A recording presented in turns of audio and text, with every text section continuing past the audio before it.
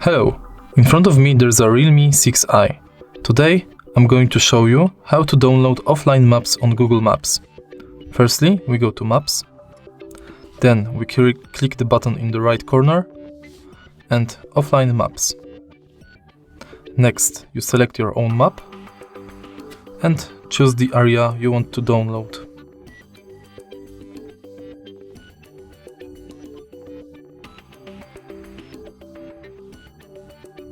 Then you wait to download and it's done.